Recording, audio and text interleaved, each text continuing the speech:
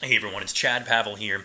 And listen, if you're looking to raise capital to launch or expand your business, there's a couple steps that you absolutely need to take, and you cannot miss these things. Because if you do, you're going to end up misstepping. You're going to look silly in front of banks and investors, and you're not going to get the deal done. So here's just a couple of the steps, 3 steps, in how to get funding as quickly as possible for your business. So first, you need to know, especially if you're a startup, how much capital you need to get you through the early days. Because think about it, your first couple months, couple years in business, you're going to be cash flow negative in almost every type of business. Now, yeah, coaching, consulting, or businesses that get paid up front and don't have to buy really anything to start, yeah, you can probably have a cash flow business pretty quickly. But for the majority of businesses, look right here on the left side, that red area marks the losses where you need funding. And that funding is either going to come from you putting cash into the business, or investors putting cash into the business, or you're getting a loan for the business, or you're using credit cards for the business. Now,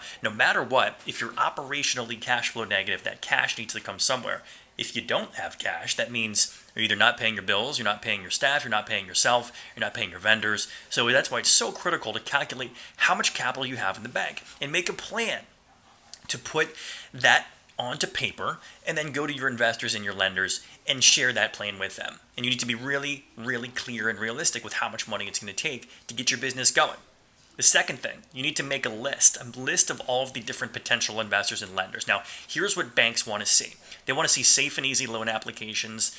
They're designed to deny applicants based on some obscure combination of credit score, income and assets, your business plan and your projections, which doesn't really carry a whole lot of weight if you don't have a credit score and income or assets, and really however the banker is feeling that day, right? And they often require collateral assets and a personal guarantee from you in order to get the loan to start a business. Now, there are a number of other places where you can get capital, including private capital, peer-to-peer lenders, online lenders, but banks want this stuff. They want to see these things. So why is this titled Make Your List? Well, you can make a list of alternative lenders or alternative financing sources if your traditional bank is not going to fund your business. So that's the first step.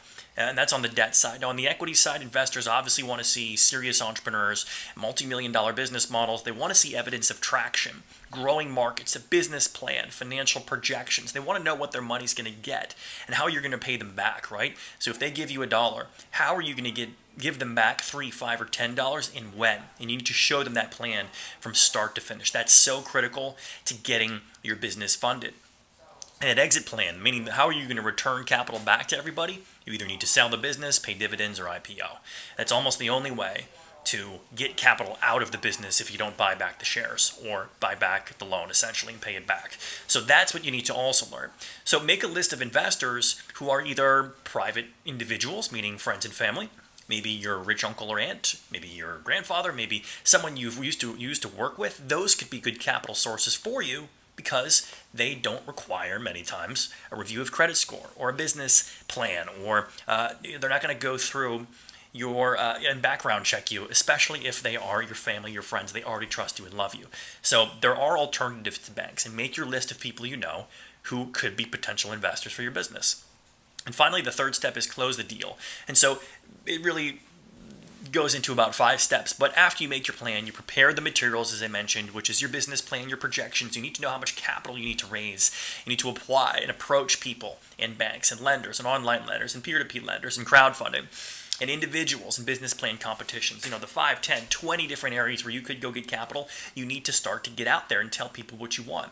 You need to meet with these individuals and these lenders and these institutions, and you need to present your case to them. And finally, you need to close the deal. So you need to know this process and have it absolutely ironed out, start to finish, so that you can have the right story to raise capital for your startup or to expand your business. And what's the timeline for all of this? Well, it really depends on your business stage, the capital sources, and how hungry you really are for capital. But if you put the right plan together, you're ethical, you've got a good idea in a growing market, you do things the right way, you should have people who are willing to invest in you. And that's the goal, right?